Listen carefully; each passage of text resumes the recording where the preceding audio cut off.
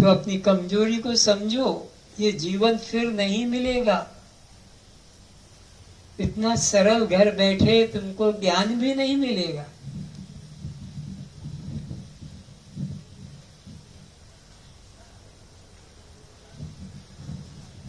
कौन जानता है किसका कितना श्वास है, और ये अमृत हमारे सामने बह रहा है और हम प्यासे मरे, दुख में मरे, भय चिंता में मरे, तो ये दुर्भाग्य हमारा।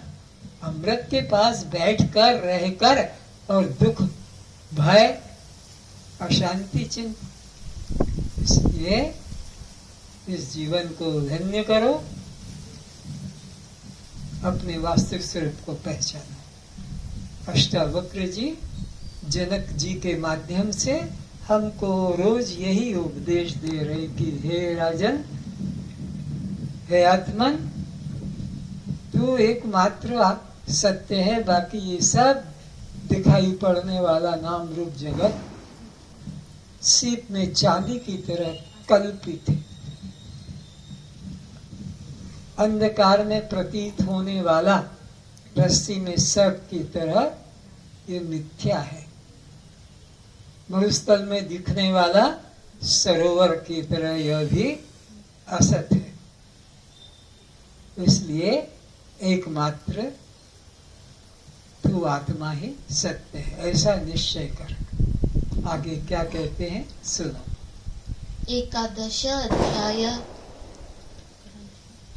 अष्टावक्र उवाच भाव भाव विकारः च स्वभावतिति निश्चयी निर्विकारः गत क्लेशः सुखेन एव उपशाम्यति।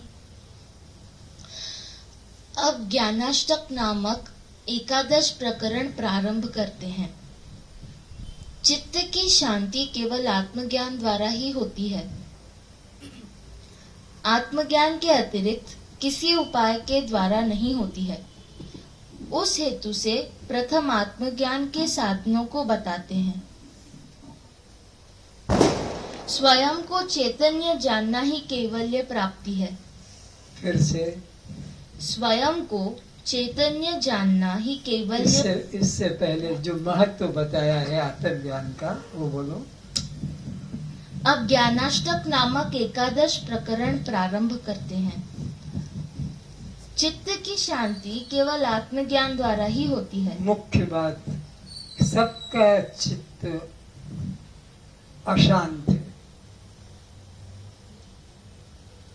देह वासना फंसी है, किसी के मन में शास्त्र वासना, किसी के मन में लोक वासना, अथवा किसी के मन में धन प्राप्ति की इच्छा, किसी के मन में पुत्र प्राप्ति की इच्छा, किसी के मन में कोई पद पाने की इच्छा। ये वासनाओं के कारण सबका चित्त विक्षिप्त हो रहा है। सारे जीवों के दुख का कारण चित्त के अंदर नाना प्रकार की वासना। आगे आत्मज्ञान के अतिरिक्त किसी उपाय के द्वारा नहीं होती है। तो ये आत्मज्ञान ही एक ऐसा साधन है जिसके द्वारा ये चित्त की अशांति दूर हो सकती है। और आत्मज्ञान के अतिरिक्त कोई जप तप तीर्थाटन मंदिर माला योग यज्ञ पूजा पाठ इससे कभी दूर नहीं। चित्त अगर शांत होगा या निर्वासनिक होगा तो केवल एकमात्र आत्मज्ञान के द्वारा ही हो सकेगा। आत्मज्ञान के अतिरिक्त तो कोई भी साधन नहीं जो तुमको चित्त में शांति दे सके। उस हेतु से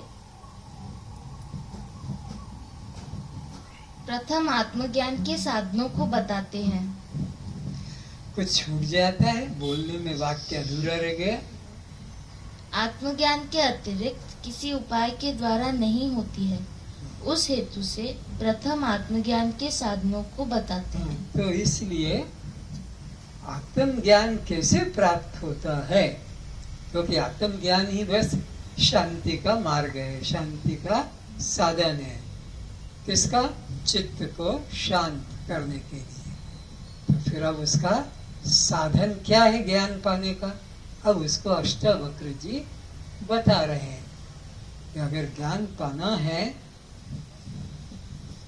मुक्ति पाना है, तो पहले तो साधन संपन्न होना जरूरी है। साधन संपन्न का मतलब है उस ब्रह्म ज्ञान को पाने की हमारी बुद्धि की क्षमता होनी चाहिए। एक बच्चे को जो 10 साल का है, उसको कह दें हम कि तुम 50 kg का वजन उठाओ, नहीं उठा पाएगा। तो उसको पहले 5 kg उठाओ, फिर 15, फिर 20। तो ऐसे ही ब्रह्म ज्ञान पाने के लिए पात्रता होनी चाहिए। तो पहले हमारे मन को शुद्ध करना है, तो उसके लिए निष्काम कर्म करना है। उसके बाद में फिर हमारे मन में जो विक्षेप दोष है, उसके लिए साकार या निराकार उपासना करना चाहिए। उसके बाद में जो ब्रह्म जिज्ञासा उत्पन्न होती है, तो फिर वो मंदिर तीर्थ में जाने से नहीं होगा, वो सीधा गुरुद्वार पर जाना होगा। तो गुरुद्वार पर जाने के लिए भी फिर हमारे पास योग्यता चाहिए।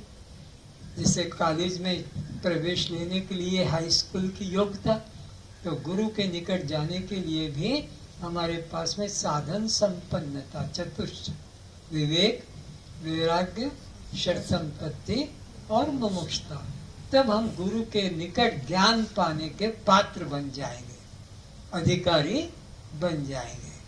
तो अब अष्टावक्र जी राजा जनक को ये बात समझा रहे हैं कि समस्त दुख का कारण चित्त है, क्योंकि चित्त में नाना प्रकार की संसारिक लौकिक पर वासनाएं भरी है।